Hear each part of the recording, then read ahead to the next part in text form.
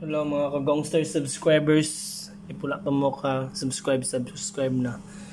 Ikaron tadloan ta mo sa pag settings para may UEFI ang MSI motherboard. Himo na to siyang Windows 10. So sulod ka sa BIOS, sa pagsulod og BIOS sa MSI pinduton mo delete or F2. Tapos mo na yung sulod. Then pinakaon yung buhaton ato kag settings. Ato kag boot kaning kuan full screen pwede disable para dali ra mo boot din nakamatog kuan gina-disable na siya pandali ra. Then kaning ligi UEFI i-click ka ning UEFI na select. Dayon skip ato kag advance kaning Windows 8 FI config imo nimong enable dayon disable dyan na ninyo double check up ninyo na naka-disable ning secure boot para if na may settings sa inyo ang OS na secure boot siya butangan yung logo ninyo para sa kuha mo disable. Dayon, ang hard disk dapat i-check ninyo na naka-HCI dyan kaya sa uban na naka-ID ang default.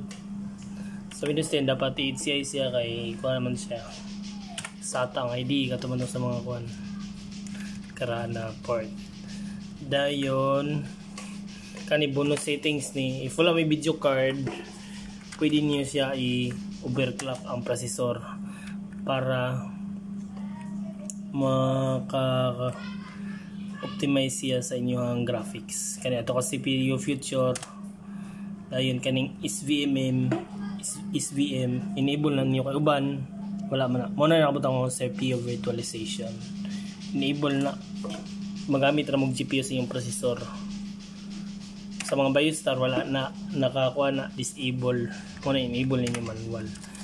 Dayon setting sa BIOS star di ay ang boot niya sa UEFI pareha na na legacy 1 dito CSM ng uban i-disable lang CSM para na maka UEFI.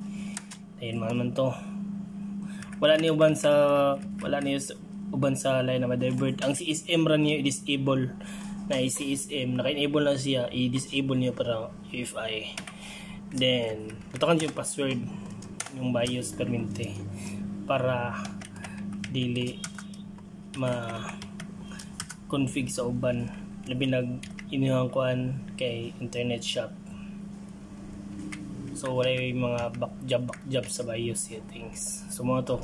Then shortcut sa kuan F10 7 exit pero manual ta. F10 ang shortcut sa 7 exit F10 7 exit yes.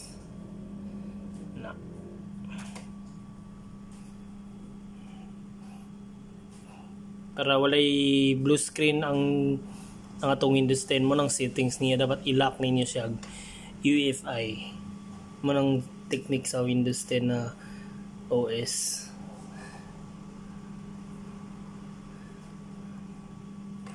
Katura guys,